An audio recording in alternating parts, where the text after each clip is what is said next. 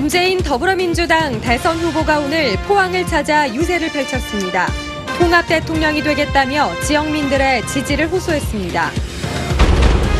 어제 시작된 제19대 대통령 선거 사전투표가 마무리됐습니다. 지역 투표율이 20%를 넘기는 등 지난해 총선 사전투표율을 훌쩍 뛰어넘어 역대 최고치를 기록했습니다. 제95회 어린이날을 맞아 경북 동해안 곳곳에서 어린이들을 위한 다양한 행사가 열렸습니다. 여러분 안녕하십니까? 19대 대선을 나흘 앞두고 문재인 더불어민주당 후보가 오늘 포항을 찾아 압도적인 지지를 받아야 개혁과 부패 척결이 가능하다며 지지를 호소했습니다. 철강 경쟁력 강화 등 지역 발전 공약도 제시했습니다. 보도에 김철승 기자입니다. 더불어민주당 문재인 후보는 청년들이 많이 모이는 중앙상가에서 유세를 갖고 투표를 해야만 정권 교체가 가능하다며 투표 참여를 독려했습니다.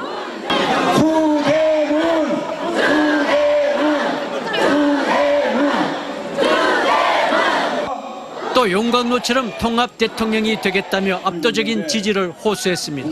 문 후보는 첨단 의료 산업을 육성해 성장 동력을 마련하고 포항의 수소 연료 단지를 조성하겠다고 강조했습니다.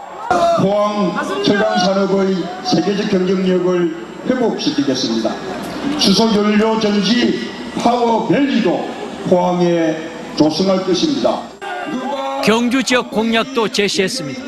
경주를 첨단 신재생 에너지 융복합 타운으로 육성하고 벤처기업과 원자력 연구기관을 유치하겠습니다. 문 후보는 충분한 국정 경험과 특전사 출신으로 안보관이 뚜렷하다며 색깔론을 경계했습니다. 지난 18대 대선에서 경북 지역 후보 지지율은 박근혜 80.8%, 문재인 18.6%였습니다. 이번 대선에서는 보수당의 분열과 탄핵이라는 정치 환경 변화가 있어서 표심 변화가 어떻게 나타날지 주목됩니다. MBC 뉴스 김철승입니다. 어제부터 이틀간 치러진 제19대 대통령 선거 사전투표 투표율이 역대 최고치를 기록했습니다. 경북의 사전투표율은 27.25%로 전국 평균 투표율 26.06%보다 높았고 지난해 총선 사전투표율 14%의 2배 가까이 높았습니다. 지역별로는 포항시 북구가 26%, 포항시 남구 25.4%, 경주시 28.9%, 영덕군 27.4%, 울진군 31.7%, 울릉군 32.6%를 기록했습니다. 경주경찰서는 심야 시간 2차례 걸쳐 특정 대선 후보의 선거 벽보를 훼손한 혐의로 20대 A씨 등 3명을 검거했습니다. 이들은 지난달 26일과 지난 1일 2차례 걸쳐 경주시 주택가 담장에 설치된 특정 후보의 대통령 선거 벽보 2개를 담뱃불 등을 이용해 훼손한 혐의를 받고 있습니다. 오늘은 어린이들이 가장 손꼽아 기다리는 어린이날입니다. 다채로운 행사가 열린 경북 동해안 곳곳이 나들이 객들로 크게 붐볐습니다. 장미쁨 기자입니다. 뛰노는 아이들 사이로 시원한 물줄기가 뿜어져 나옵니다. 1년에 한 번뿐인 날을 자축이라도 하듯 밝은 모습입니다. 학교하고 학원을 안 가서 할머니하고 이모, 엄마하고 같이 와서 노니까 최고예요. 다양한 만들기 활동과 페이스 페인팅 등 공원에는 아이들이 좋아하는 체험 부스들이 가득 펼쳐졌습니다. 해병대와 소방대 등 직업 체험 행사도 눈길을 끌었습니다. 어린이들은 해병대 장갑차에 올라타는가 하면 직접 화재 소화기를 사용하며 잠시나마 진짜 소방대원이 됐습니다. 일로 바쁜 부모들도 오늘만큼은 무조건 아이들 편입니다. 평상시에 잘 못 놀아줘요. 근데 여기 이렇게 나오니까 근데 애들이 좋아하니까 그러니까 저도 덩달아 행복하고 그런 것 같아요. 어린이들이 동해안을 지키는 군함, 실제 경비함정 내부에 들어가 구석구석 살펴봅니다. 의자에 앉아 레이더망을 직접 살피고 제복을 입고 함포 사격도 체험해봅니다. 조종실에서 조종하는 거 보고 대포 같은 거 보니까 신기했어요. 재밌어요. 공기대포를 이용해 컵을 쓰러뜨리며 눈에 보이지 않는 공기의 힘을 느껴봅니다. 현미경을 들여다보고 해시계를 만드는 등 어린이들의 과학활동을 돕는 과학잔치가 열렸습니다. 이 밖에도 로봇 행사와 마술쇼, 백일장 등 지역 곳곳에서 크고 작은 어린이날 행사가 이어졌습니다. MBC 뉴스 장미쁨입니다. 국가인권위원회가 어린이날을 맞아 성명을 내고 어린이들이 겪는 과도한 학습과 학대, 빈곤 문제를 해결해야 한다고 밝혔습니다. 인권위는 한국 아동의 학업 스트레스 지수가 29개국 중 가장 높다는 유니세프 조사 결과와 아동학대가 2015년 11,715건으로 늘었고 빈곤 아동이 최대 65만 명으로 추산된다는 통계 자료를 근거로 이같이 주장했습니다. 인권위는 또 차기 정부에서 아동 인권 과제를 구체적이고 실효적으로 반영하기를 기대한다고 덧붙였습니다. 신고 의무자 범위가 확대되면서 아동학대 의심 신고가 크게 늘어난 것으로 나타났습니다. 보건복지부에 따르면 아동학대 의심 신고는 지난 2015년 19,000여 건에서 지난해 29,000여 건으로 54.5% 늘었습니다. 이 가운데 교사, 의사 등 신고 의무자의 신고 비율이 32.1%를 차지했고 비신고 의무자의 신고가 3분의 2를 차지했습니다. 보건복지부는 아동학대를 조기에 발견하기 위해 신고 의무자 교육과 신고자 보호 조치 등을 더 강화할 방침이라고 밝혔습니다. 이달 1일부터 운항 예정이던 묵호 울릉간 여객선이 고장으로 운항이 취소돼 선박 노후화 논란이 일고 있습니다. 동해지방해양수산청은 동해 묵호항에서 울릉도 독도로 가는 여객선 시스타 7호가 1일부터 운항 예정이었지만 고장으로 항행 정지를 내렸습니다. 1996년 진수된 시스타 7호는 지난달 설령 연장 검사를 받았지만 이후 실린더 베어링이 고장난 것으로 알려졌는데 지난해 5월에도 승객 940명을 태우고 출항 6분 만에 엔진 고장을 일으켜 예인되기도 했습니다.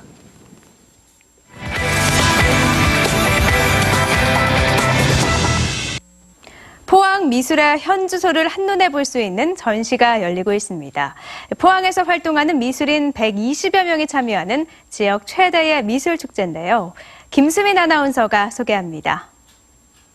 주변의 풍경을 편안하고 소박하게 담아낸 원로 김두호 화백의 작품부터 강렬한 색채와 붓질의 힘이 넘치는 동명이인의 젊은 김두호 작가까지 세대를 아우르는 지역 미술인들의 장, 포항미술협회 정기전의 막이 올랐습니다. 이번 전시의 주제는 다시 봄, 다시 오르다. 포항미술계의 새로운 도약을 의미합니다. 힘든 여건에서도 창작의 열정을 불태우고 우리 회원님들이 많은 작품을 통해서 포항 시민에게 문화의 향기를 전할 수 있는 좋은 기회가 되었으면 합니다. 1987년 창립한 포항미술협회는 200여 명의 미술가가 활동하고 있습니다. 35번째 열리는 이번 정기전에는 회화와 서예, 문인화, 조소작가 120여 명이 참여했으며 예년에 비해 70% 정도 늘어난 작품 수에서 지역 미술계의 활력을 느낄 수 있습니다. 이 밖에도 주말에는 경주 시립극단의 어린이날 특집 공연 공주님의 달을 경주 예술의 전당에서 만날 수 있고 등대 빛으로 귀향하다 저는 국립등대박물관에서 신라에 온 국민화가 박수근 특별전은 경주 솔거미술관에서 만날 수 있습니다. MBC 뉴스 김수민입니다. 경주시는 월성원전 방사선 비상계획 구역에 포함되는 학교를 대상으로 방사능 방제 순회 교육을 실시합니다. 방사능 순회 교육은 방사선과 원자력에 대한 기초 상식과 함께 원전의 대규모 사고 발생 시 비상행동 요령을 교육합니다. 이번 교육은 방사선 비상계획 구역에 속한 월성동과 불굴동, 보덕동 등 9개 읍면동 22개 학교 3,700명을 대상으로 실시됩니다.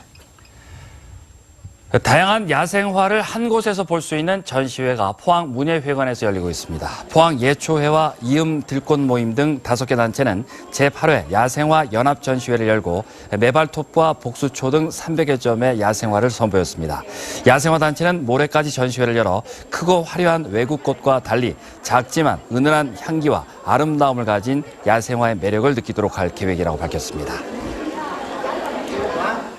울진군은 산란기 어패류 보호를 위해 이달 말까지 불법 어업 행위를 합동 단속합니다. 이번 단속은 정부의 불법어업 전국 일제 단속 기간 설정에 의해 해양수산부와 경상북도 해양경비안전본부 등 유관기관과 합동으로 실시됩니다. 중점 단속 대상은 어린 고기를 잡거나 범칙 어획물 소지, 운반, 유통, 불법 어구 제작, 판매 행위 등이며 육지와 해상에서 입체 단속이 이루어집니다. 내일부터 이어지는 주말에도 대체로 맑은 날에 보이는 가운데 기온도 25도를 웃돌겠습니다. 꽃가루 농도도 점차 낮아지겠습니다. 송혜림 기상캐스터입니다. 절기 입하에 맞춰 기온이 올라갔습니다. 오늘 밤 비가 내려도 기온이 크게 변하진 않겠습니다. 내일 아침 기온 포항이 18도, 영덕 17도로 출발하면서 아침에도 쌀쌀하지 않겠고요. 낮 기온은 25도 안팎을 보이겠습니다. 일요일에는 하늘도 점차 맑아질 것으로 예상됩니다. 하늘이 맑아지면 일교차가 크게 벌어지게 되는데요. 토요일에 비해서 아침 기온 약 5도가량 떨어지겠고요. 낮 기온은 더 오르면서 경주 28도로 일요일에는 덥겠습니다.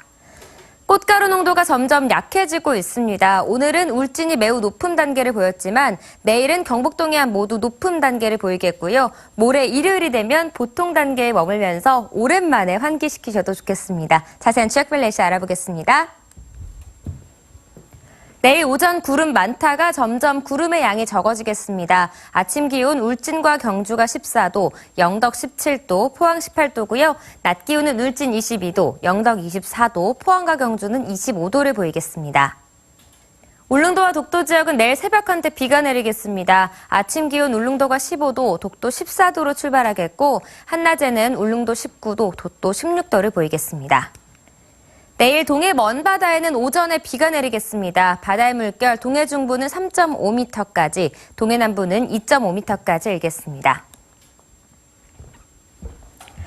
선거날인 다음 주 화요일에는 비 소식이 있겠습니다. 기온도 조금 떨어질 것으로 예상됩니다. 날씨였습니다.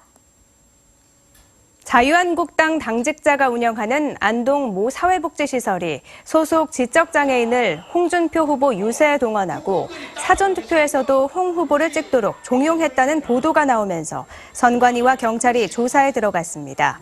오마이뉴스 보도에 따르면 안동 모 주간보호센터가 어제 열린 자유한국당 홍준표 후보 안동 유세에 지적장애인 14명을 차량으로 동원했고 이후 다시 승합차로 사전투표소로 이동해 2번 홍 후보를 찍도록 했습니다.